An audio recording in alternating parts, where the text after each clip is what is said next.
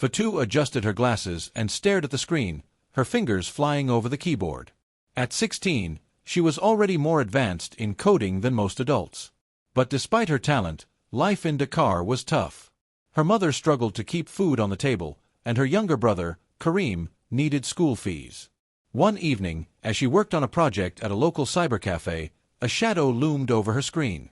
"Impressive," a voice said. She turned to see Malik, the charming, confident senior who had a reputation for knowing more about computers than anyone else. "Ever thought about making real money with your skills?" he asked, his dark eyes gleaming with mischief. Fatou hesitated, but Malik's words intrigued her. He spoke of a world beyond school assignments, one where skills like hers could be used for something bigger. "The system is rigged," he said. "The rich keep getting richer while people like us suffer. But we can change that." At first, she resisted. But when her mother came home that night with unpaid bills and tears in her eyes, doubt crept in. The next day, she found herself meeting Malik at an abandoned warehouse, a laptop open between them. "Just one job," she whispered to herself. "Just enough to help my family." The first hack was small, just a minor breach into a corrupt official's offshore account. The thrill of seeing money transfer to an anonymous fund exhilarated her. They used part of it to pay school fees for struggling classmates. Fatou felt like a hero. But as the jobs grew riskier, so did the stakes. Malik wanted more. "We could take down entire corporations," he said, his ambition growing. "Expose corruption and make real change." But Fatou noticed something else. He loved the power more than the cause. And that scared her. One day, Malik targeted a company Fatou hadn't heard of. "They overcharge people for basic goods," he justified. "They deserve this." Fatou hesitated but agreed. The next morning, the headlines were everywhere. "Local business shuts down after cyber attack. Dozens lose jobs." Fatou's stomach churned. Had they really helped, or had they just destroyed lives? She confronted Malik, but he dismissed her concerns. "Casualties happen in every revolution," he said coldly. Fatou's guilt grew unbearable. She started researching the company they had attacked and found out it wasn't a greedy corporation. It was a struggling local business trying to survive. She saw interviews of former employees, families left without income. The weight of her actions crushed her. When she told Malik they needed to stop, he laughed. "You don't get it, do you? We're just getting started." Her heart pounded. This wasn't about justice anymore. It was about power. And she needed to get out, before it was too late. Fatou barely slept that night. The faces of the people they had hurt haunted her. She had believed in Malik's cause, but now she saw the truth. He had no limits. As dawn broke, she made a decision. She had to find a way out before she became as lost as he was. At school, Malik acted like nothing had happened. He leaned in close, whispering about their next target. "This one is big, Fatou. We'll make history." She forced a smile, but inside, her heart raced. She had to tread carefully. Malik was smart, and if he sensed her hesitation, she wasn't sure what he would do. That evening, Fatou visited her childhood friend, Awa. Awa was studying cybersecurity, and if there was anyone who could help her find a way out, it was her. But how much could she say without incriminating herself? Awa, if someone, hypothetically, got involved in something big, how would they, disappear? Awa raised an eyebrow. "What did you do, Fatou?" Fatou's throat tightened. "Nothing. Just curious." Awa studied her for a moment, then sighed. "The internet never forgets. If you're in, you're in. The only way out is to make sure no one ever looks for you." Fatou shivered. She needed a plan. Malik introduced Fatou to two new recruits, boys from another school who idolized him. They were eager, reckless. Malik's operation was growing, and that terrified Fatou. The more people involved, the harder it would be to escape. One night, Malik tasked her with writing a new algorithm to penetrate high-security financial institutions. "You're the best, Fatou," he said, flashing that smile that once made her heart race. Now, it made her sick. "We can change the world." But the world he wanted wasn't one she recognized anymore. As Fatou worked, she planted a backdoor in the code, something only she could access. If things went south, she could use it to track every move Malik made. It was a dangerous gamble, but she needed leverage. Days later, they executed another hack. The money poured in. But then, an alert. Someone had traced their signal. "Shut it down!" Malik barked. Fatou's fingers flew across the keyboard, masking their location. They escaped detection, this time. But her hands wouldn't stop shaking. Fatou met Awa again, this time ready to confess everything. "I need your help," she whispered. Awa's eyes widened. "You're in deep, aren't you?" Fatou nodded. "And I don't know how to get out." Awa exhaled sharply. "We have to be smart about this. If Malik suspects anything, he won't let you go that easily." Malik grew more paranoid. "Someone's watching us," he said. "We need to disappear for a while." Fatou's blood ran cold. Was he onto her? Or was he just being cautious? Either way, she knew one thing: time was running out.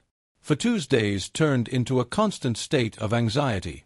Every time she logged into her computer, she feared an alert would pop up, a sign that someone had finally caught onto their crimes. She wasn't sure what scared her more, getting arrested or Malik finding out that she wanted out. One evening, she received a message from an unknown number. "I know what you've done. We need to talk. Meet me at Café Lumière tomorrow at noon." Fatou's stomach clenched. Was it the police? A journalist? Or worse, someone from Malik's crew testing her loyalty? She debated deleting the message and pretending she had never seen it. But something told her this was important. Maybe it was her only chance to fix things before they spiraled even further out of control. Fatou arrived at Café Lumière, her heart pounding. She scanned the room and spotted a man in his early 20s wearing a hooded sweatshirt. He gestured for her to sit. "You're talented, Fatou," he said. "But you're playing a dangerous game." "Who are you?" she demanded, trying to keep her voice steady.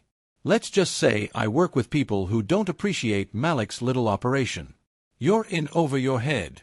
And if you don't get out soon, you'll go down with him." Fatou swallowed hard. "What do you want from me?" "Evidence. Proof of what he's done.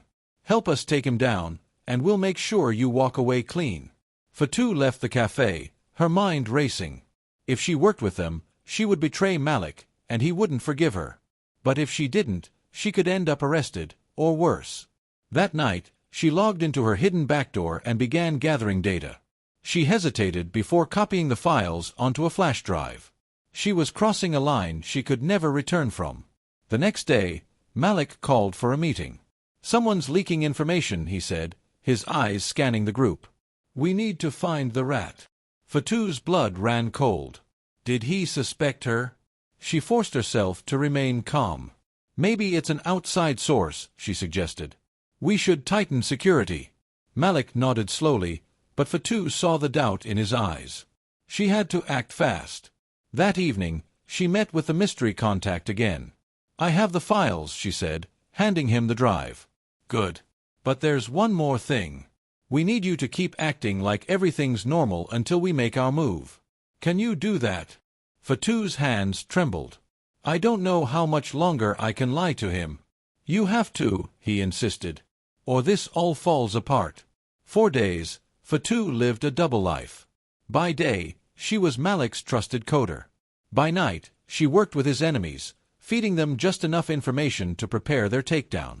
Then one evening, Malik cornered her after a meeting. "You've been acting different, Fatou. You wouldn't betray me, would you?" She forced a laugh. "Of course not. You know I'm loyal." He studied her for a long moment before nodding. "Good. Because if someone ever did, I'd make sure they regret it." The authorities moved in that night. Fatou watched from a distance as Malik and his crew were arrested. Her heart ached, but she knew she had done the right thing. Then her phone buzzed. A single message: "We need to talk." Her mystery contact. She thought it was over, but it was only the beginning. Fatou stood frozen, staring at the message on her phone. "We need to talk." Her heart pounded as she realized the battle wasn't over. The authorities had arrested Malik and his team, but someone still had unfinished business with her. Was it the same contact who had orchestrated Malik's downfall, or was it someone else? She couldn't afford to ignore it. That night, she met her contact in an abandoned parking lot. It was the same hooded man from before. This time, his demeanor was more urgent. "We have a problem," he said. "Malik didn't work alone. There's someone higher up, and they know about you." Fatou swallowed hard. "What do you mean?" "Malik was just a pawn. The real mastermind isn't happy that you helped bring him down. They're looking for you." A chill ran down her spine. "What do they want?" He handed her a small flash drive. "This has everything you need to protect yourself. But you need to leave Dakar, tonight." Fatou raced home, stuffing clothes into a bag. She had never imagined she would have to run for her life. But before she could leave, there was a loud knock on her door. She hesitated, then cautiously opened it. 2 men in black suits stood there. "Fatou Sar," one of them asked. She nodded slowly. "We know what you did," the man continued. "We have an offer for you." Fatou tensed. "What kind of offer?" "You're a smart girl. You helped take down Malik, but you also have skills we could use. Work for us, and we'll make sure you stay safe." Fatou's mind raced. Who were these men? Government agents? Criminals? She didn't trust them, but she didn't have many options. "I need time to think," she said. "You have 24 hours," the man replied. "Or you might not get another chance." Fatou barely slept that night. Every noise outside made her jump. She felt trapped between 2 dangerous choices, trusting mysterious agents or running and hiding for the rest of her life. By morning, she made her decision. She went to the address the men had given her, a sleek office building in the city center. Inside, she was led to a high-tech control room filled with screens and computers. A woman in a sharp suit greeted her. "Welcome, Fatou. We know everything about you. Your skills are impressive. We want you on our side." Fatou took a deep breath. "What exactly do you want me to do?" The woman smiled. "Find the real mastermind behind Malik's operations. He's still out there, and we need your help to bring him down." Fatou's heart pounded. She had thought her journey was over. But it had only just begun. As Fatou settled into her new reality, she was given access to databases she never imagined existed. The organization she was now part of had resources beyond her wildest dreams. They showed her files, encrypted messages, and connections that pointed to a much larger web of cybercrime than she had ever realized. At the center of it all was a name, the Phantom. "Who is he?" Fatou asked, scanning the file. "No one knows his real identity," the woman in charge explained. "But he was Malik's mentor. And he's still out there, operating in the shadows." Fatou felt a wave of anger. She had thought Malik was the mastermind, but now she realized he had been manipulated, just like her. "What do you want me to do?" she asked. "We want you to infiltrate his network. Find out who he is. And bring him down." Fatou knew this was her chance to truly make a difference. If she could take down the Phantom, she could undo the damage she had helped create. But it wouldn't be easy. The organization set up a new identity for her. She was now Amina Diop, a cybersecurity consultant looking for underground hacking jobs. Within days, she was contacted by a mysterious figure online. "You're good," the message read. "But can you be trusted?" Fatou hesitated before typing back, "That depends." "Can you?" A few moments later, she received coordinates for a meeting. The Phantom was testing her. And she had to pass. The meeting location was a high-end lounge in the heart of Dakar. Fatou walked in, her nerves tightly wound. She spotted a man sitting alone in a booth, his face partially obscured by the dim lighting. "You're Amina?" he asked. She nodded. "And you're the Phantom?" He chuckled. "No. But I work for him. He's been watching you." Fatou forced herself to stay calm. "And he thinks you could be useful. But you'll have to prove yourself first." Fatou's stomach twisted. "What do I have to do?" The man slid a laptop across the table. "Hack into this. If you're as good as they say, it shouldn't take long." Fatou took a deep breath. This was her test. And failure was not an option. With trembling fingers, Fatou opened the laptop and examined the security system. It was sophisticated but not impossible. She had cracked tougher firewalls before. She typed rapidly, bypassing the first few layers of security. Her heart pounded as she realized the system was tracking her movements. Whoever had set this up was watching her in real time. Minutes felt like hours. Then, suddenly, she was in. The man across from her smiled. Impressive. Welcome to the team. Fatou forced a smile, but inside, she knew this was only the beginning. She had just stepped into the lion's den. Days passed, and Fatou found herself pulled deeper into the Phantom's network. She was given access to encrypted files, black market transactions, and hidden server locations. Every move she made, she sent back to the organization. But then, she found something chilling, a list of targets. And her name was on it. She had been compromised. Panic surged through her. If they knew who she was, she wouldn't make it out alive. She had to act fast. But how could she escape without blowing her cover? Her phone buzzed with a single message. Run. Fatou's blood turned to ice. Someone on the inside was warning her. But was it already too late? Fatou's heart pounded as she gripped her phone. The message, run, kept flashing in her mind. She had spent weeks gaining the Phantom's trust, carefully feeding information to the organization, but now she had been exposed. There was no telling what the Phantom's network would do to traitors. She had to get out, but how? If she made a sudden move, they would know she had figured it out. She forced herself to breathe and act natural. She calmly closed her laptop and sent a message to the handler she had been working with at the agency. Compromised. Need extraction. Seconds later, her phone vibrated. We're on it. Stay where you are. Fatou knew she couldn't trust that advice. If the Phantom had truly discovered her identity, staying put was the worst thing she could do. She had to disappear, now. Fatou slipped out of the cafe where she had been working and merged into the crowded streets of Dakar. She pulled up her hood, keeping her head low. Her heart pounded in her chest as she felt eyes on her, but she didn't dare look back. Then, a voice behind her made her freeze. Going somewhere. She turned slowly. It was the man who had recruited her into the Phantom's network.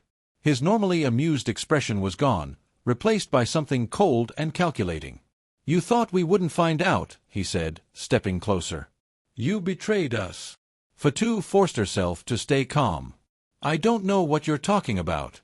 He smirked. Come with me. The boss wants to have a chat. Fatou knew she had seconds to act. If she went with him, she was as good as dead. She glanced around, searching for an escape. Then, she saw an alleyway to her left. Without hesitation, she ran. Fatou sprinted down the narrow alley, weaving through market stalls and dodging pedestrians. Shouts rang out behind her. She could hear them closing in. She needed an out. Her eyes locked onto a moving truck pulling out of a parking lot. Without thinking, she leaped onto the back, grabbing onto the ledge just as it accelerated. The wind whipped through her hair as she held on for dear life. She didn't know where the truck was headed, but anywhere was better than being caught. Her phone buzzed again. Turn left at the next street. We've got you. The agency was tracking her. She just had to survive long enough to reach them. The truck slowed at a traffic light, and Fatou jumped off, rolling into the shadows of a nearby alley. She spotted an unmarked van parked ahead, her extraction team. The van door slid open, and a familiar face emerged. It was the woman who had recruited her into the agency. Get in, she ordered. Fatou dove inside just as gunshots rang out behind her. The Phantom's men had caught up. The driver floored the gas, and they sped through the streets. Fatou clutched her seat, her chest heaving. They know who I am, she said. They'll never stop. The woman nodded grimly. Then it's time to end this. Fatou sat in a secure facility, staring at the evidence they had gathered against the Phantom. His network spanned continents, exploiting the weak and vulnerable for profit. Malik had been just another pawn in a game far bigger than either of them had realized.